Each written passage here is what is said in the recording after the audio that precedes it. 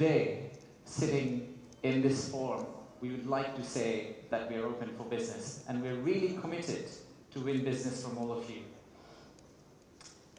And to do that, we have already thrown Lucidity at you, not literally, but verbally. We'll also throw a Nobel Prize winner at you. We'll do anything to make sure that we win business from you. But first, I would like to take you to future. Let's think about a movie, Back to the Future. Let's go into that set and imagine that we are in 2035. In 2035, how would Bangladesh look like? You'll all be here again. My successor is going to be here presenting. That will be the 10th investment conference for us. And in that conference, we will not be talking about a rising economy, but we'll be talking about a regional manufacturing powerhouse. A country that's connecting east to the west, a bridge that connects Himalayas to Bay of Bengal, a manufacturing hub that is infested by global investors and local investors who are now exporting to the rest of the world.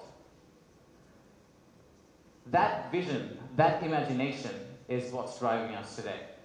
But it all started actually about 8 months ago. So from the future, let's go back in time to August 5th, 2024.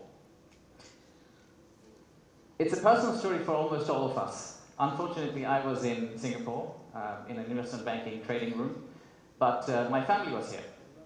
My wife was on summer holidays. My brother, who came from Cambridge for summer holidays as well, they were all out on the street as part of the protest. So at around noon, Singapore time, I asked them, what's going on? What's happening in Thailand? So what they did was they were part of a crowd. They looked forward, they took a selfie. Sorry, not a selfie, a photo what's ahead of them, and they turned back and took another photo of what's behind them. So this first photo was what was ahead of them, and this one was what was behind them. So we need to digest exactly what happened at that time. The young population, the entire youth, was out on the street, demanding transparency, demanding opportunity, demanding democracy, demanding freedom of speech. And that's what has brought us here today.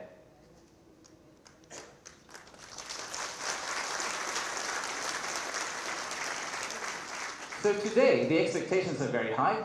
The young population of our country, they're global. Unlike us, they're used to tweeting, they're used to looking at TikTok and looking at Singapore and Bangkok, so they don't want Dhaka to be Dhaka 2.0. They actually want Dhaka to become Singapore and Bangkok in 5–10 years' time. So how do we get there? That's the expectation we have. How do we get to Singapore and Bangkok within 5–10 years? How do we unlock the energy that we got during the August Revolution? How do we harness that energy and convert it into employment generation and industrialization? The story for Bangladesh was always there. A lot of you already know about it. We have 180 million domestic market.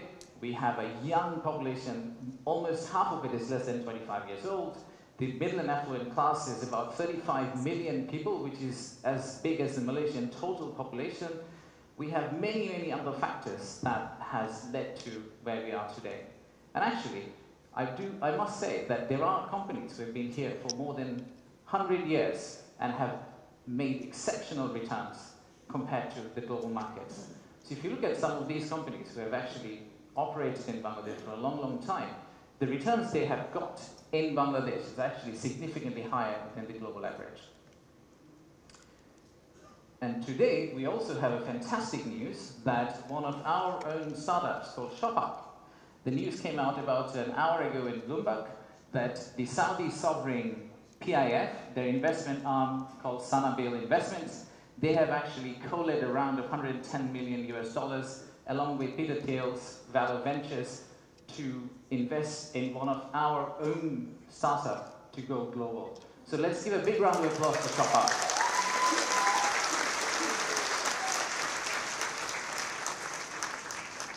So that's today. That's today. So what's tomorrow? How do we go from here to the vision we have for 2035. So this $180 million story, or 180 million people story, is not enough. I think we need to redefine market. We believe the market is actually much larger. When we talk about market, we should be talking about a much larger regional market which you could potentially serve out of Bangladesh. You set up your factory here, you export out to all these markets. At the same time, I would expect these markets to set up their factories and push it back to Bangladesh. Use the ports of Bangladesh and potentially export out to the rest of the world. So the narrative that we've had, why invest in Bangladesh, is not really a domestic market 180 million story. It is a regional story and it's a global story. To further strengthen ourselves, we have decided to enhance our port capacity. In Chittagong area, what you see now, we are actually tripling that within the next few years, which is essentially allow this region to consider Bangladesh as one of the biggest logistical hubs. However, that's not all. We need to do a lot more. So at the beginning of interim government's period, we actually decided to talk to more than 200 CEOs and entrepreneurs who actually are doing business in Bangladesh today. And we wanted to understand how can we convert our critics into our ambassadors. They are the only ones who could potentially bring business for us. They are the only ones who, if they travel abroad and say Bangladesh is a great place for business, that's when we are likely to get more investment. So we divided all their complaints into two groups, or the solutions that came out of their complaints. The list of challenges are very long. It's from the earth to the moon and back. But we whittled it down to a few action items, some of which are short-term wins, so some of that you see here, some of which are actually long-term policy reforms that we would like to also undertake and set the direction of travel for the country in the right course so that the incoming government, the next government, the political parties who come and start driving this economy, they can follow the same script for us. I'll give you a few examples. Let's start with, we talked about a true one-stop service. There are two elements of one-stop service. The first one is the human element, and then there is the digital element. In the human element piece, what we have decided to do is we are going to co-locate the primary agencies, the high touchpoint agencies for our investors in one location. So that instead of the investors walking around different ministries, and we have a lot of them in Bangladesh, they all come to one office and they end up meeting everyone. We've also decided, like banks, and I am from banking, I guess that helped, that we are going to set up a relationship management team under BIDA. What it would essentially do is, just like a corporate banking, relationship banking manager, he would hold hand of the investor and walk them around the landing process. Let's take another example. Our friends in National Board of Revenue helped us set up the authorized economic operator. It's essentially the green channel, or widely known as the green channel setup, where if you're a good customer, you are able to circumvent some of the custom checks and fast-track your process through the ports.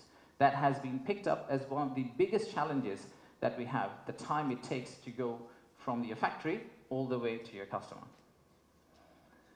And finally, let me show you one more example of policy change. So as you all know, there are many government agencies. We also know there's private sector. The dialogue between private sector and government agencies has not necessarily always been the most collegial. So how do we break that apart? The first thing we need to do is to club the government agency into one. We need to show one face. We need to be one outfit for our customers, our investors, and then create a bridge between our private sector and the government of Bangladesh. So what we are planning to do is to set up a private sector advisory council that will actually counsel the head of state directly on a regular basis, essentially voicing the changes that they would want to drive the economy forward. So these are some of the examples of what we are planning to do. And if we are able to do that, we do believe that we will get to the end, the vision we have for 2035. Now, of course, there are many, many other factual reasons, statistics tables, Excel files that I can share with you to tell you why you should invest in Bangladesh. In fact, the next slide will have a QR code which you can scan and download, which will have essentially this presentation. So you didn't have to take the photos of the presentation, by the way. You will have this presentation, and you will also have an appendix of facts and figures and why we think competitively we're actually in a very better place than our competitors. So please watch out for the QR code. But before I go there, I would really like to finish off with this. There are economic reasons to invest in Bangladesh, but I really don't want you to invest in Bangladesh for the economic reasons. If you really think about investing in Bangladesh, think about investing in Bangladesh because of the transformational journey you're going to be part of. For the odd mixture of warmth and resilience our people have, and our century-old culture paired with the shared values that we have with you. So I rest my case here. Thank you very much for coming, and enjoy the rest of the day. Thank you all.